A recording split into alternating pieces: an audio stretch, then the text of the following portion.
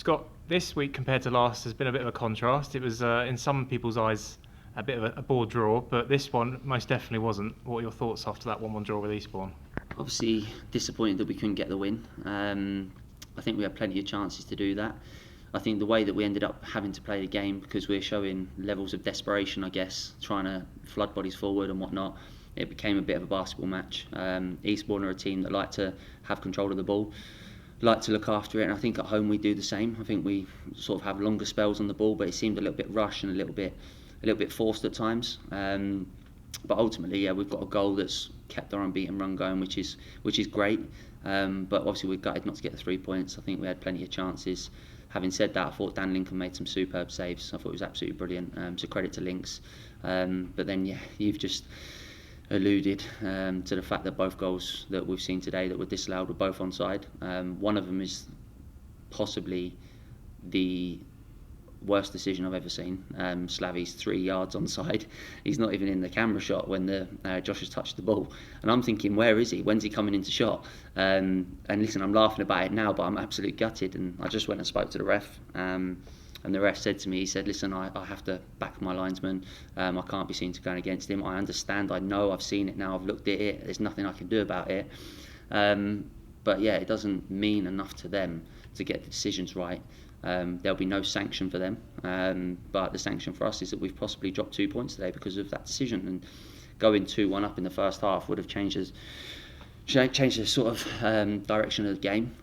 But listen, it is what it is. We still had plenty of chances to go and win the game. Set pieces, goalmouth scrambles, Chase hit the post, Nathan smashed one over.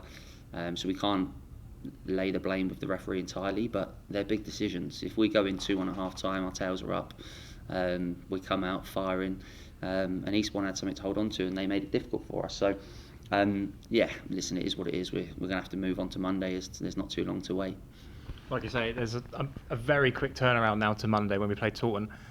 It's not just the fact they've both been disallowed, is it? It's the fact that the team's had to put in a lot of effort now to get back into the game when really they should have been 2-1 up anyway, and it's meant that I think there's been a few knocks picked up during that second half. I know yourself, you were down a few times. I know Gabe George has picked up a knock as well. And I think there might be a couple of others as well. Just how much of a kind of a game changer could it be? Yeah, I think for us over the last few home games, obviously Bath, Yeovil and today, they've been... But Yeovil was a good occasion and it was nice to get a point. But the other two have really knocked the stuffing out of us. I think we've been really harshly treated. And I think it's really derailed us, the Bath game. Since then, the lads have been quite flat. We've tried to rally them, we've tried to get them up for it. And every single day they're asking me questions, what's happening? What's going on with it? Where's the outcome? And I don't know. No one at the clubs knows. But yeah, it's one of those things. It's not ideal with the timing of what's happened this season with that game. We were on a roll up until then. And yeah, listen, we feel harshly treated. We feel hard done by, but we've got to lick our wounds and carry on. We've got 7, possibly 8 matches left, who knows, to try and get as many points as we can. We know that it's going to be difficult to try and get into the playoffs and everything like that with what's happened over the past few weeks, but we'll remain positive. We've got a big week coming up now with Monday and Friday. So yeah, listen, it's something we have to look forward to. Taunton's not going to be easy, and neither will Truro. They're both fighting for their lives, so we'll have to see how the lads are. There are a few knocks, a few walking wounded, but listen, we're a tight group, we're a strong group, and we'll get ourselves out there if we need to. No one's going to shy away from putting in a shift for the football club. A couple of more great performances today. We saw Dan Lincoln obviously receive man of the match after some really, really good saves as well. Leon with a great header as well. Happy with some of the individual performances? Yeah, no, I think everyone put in a shift. I think you can always guarantee that the boys are going to do that. They always try a leg, and it's difficult at times today because it did become a game that it wasn't easy to play in. It was quite erratic, and their managers just said the same thing to me. He didn't enjoy watching it. I don't think he could coach it. I think that was his words, because the ball was getting passed over quite a lot. There's so many transitions in the game and loose passes, sloppy passes. But like you say, Dan Lincoln, I thought was superb. He had some great saves. Leon's come on and affected the game, as did Nathan and Trey. I thought both of them, Nathan's hold-up play, Trey's nearly scored an outstanding goal. And it's just one of those days where you probably go home, you feel a little bit sorry for yourself. But we can't. We've done unbelievably well here for the last nearly 7 months now. I think by the time we next play here, it'll be 1 day short of 7 months. that we'd be unbeaten, and it's incredible to think that we've lost the first 4. But we don't want that to just be our target, going unbeaten for us this season. We want to try and get as many points on the board as we can, and just see where it takes us. There'll be teams that are above us that will have a blip. There'll be teams that possibly win 1 or 2 of the last 6-7 games, and we need to try and make sure that we win possibly 5 or 6 of our last 6 or 7. So yeah, listen, it's down to us to try and stay on the coattails. It's out of our hands, of course it is, but we want to just try and keep the season alive, not just for us but for everyone involved. I think the fans have been superb yet again today. Good turnout, over 1,000 people, and we don't want the season to fizzle out. Just a couple of other questions then for you. Obviously, transfer deadline day is next Thursday. We saw the departure of Christy Ward after we actually spoke about him last week at Yeovil. Is that just a simple case of the kid needs to play games, basically? Yeah, like Wickham, they weren't putting pressure on me that he has to play, but I could feel that there was an air of frustration that they were disappointed that he wasn't getting the game time.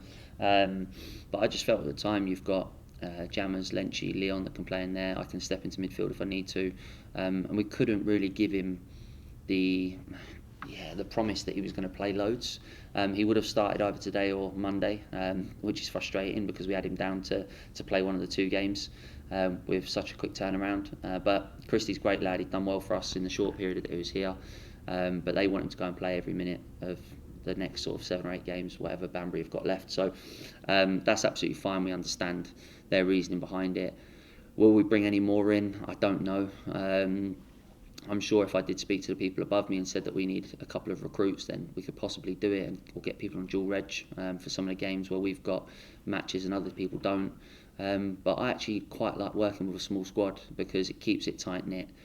People know what we're about. They've been with us all season, and they've really bought into it. Whereas if you bring someone in now for the last 6-7 games, they could be doing it for themselves, quite selfishly at times. That's what people are, especially what footballers are.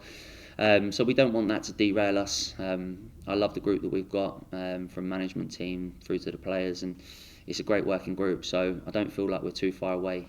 We've got good options, but if we did pick up 1 or 2 injuries, we might be slightly short. But at the moment, touch wood, we're okay. So no chance of any Colombian players joining us anytime soon? That was the inexperience for the boys. I think it was 8-1 after 40 minutes, and then they've gone down there again today, the rest of the boys from the EDS. And it's fantastic that we've had the connections to go and experience something like that, to be around world-class players. So they held their own, they've done really well. I stood on the side of the pitch and tried to give some tactics, and they went out the window because the ball was coming back very, very quickly. But no, it was good to be around, good to be a part of, and they were brilliant for us, really humble, down-to-earth people. So yeah, I really enjoyed it. And just lastly then, of course, Taunton, quick turnaround, less than 48 hours before that game is to be played. We've waited a while for this game to eventually be played. Any thoughts ahead of that game? Because they have picked up form, haven't they, as well? Yeah, it would be a tough game. I speak to Rob all the time. I've got the utmost respect for him. It's quite strange, actually, because the first time that we sort of came across each other in football, we had the frozen pitch here, and I didn't really know what to think of him. He was quite outspoken and quite angry. But yeah, he's a brilliant guy that I speak to very, very, very regularly. And he just said to me, there's a little bit of rain on Monday, but hopefully we'll get the game on. If it's a swimming pool, we just want to play it. We just want to get it on. We know it's not going to be a spectacle in terms of a great pitch and probably a passing game. But I think more so for them than us. They've got so many games to play, and hopefully we can fulfil the fixture, because I don't want them to have a pile up of fixtures. It's someone that I respect highly. They've got some good lads down there that I know as well, and yeah, they've been up against it this season. So we've got our part to play in it, but hopefully getting the game on, and we'll be ready for it. Of course we will. I think they've had a bad beat today. I think they conceded 2 in injury time to lose to Chelmsford, which is, it's not a disgrace of a result at all. Chelmsford are flying at the top, but I'm sure Rob will be disappointed, and he'll get a reaction from his boys. I actually liken them to us. I think he's got a real honest group that work hard for him. So I expect it to be a very, very physical game, a running game. It'll be very competitive, but we'll have to pick the right side to go down there and hopefully get 3 points. Thanks for your thoughts, Scott, and we'll see you down at Taunton. Cheers, Con. Thank you.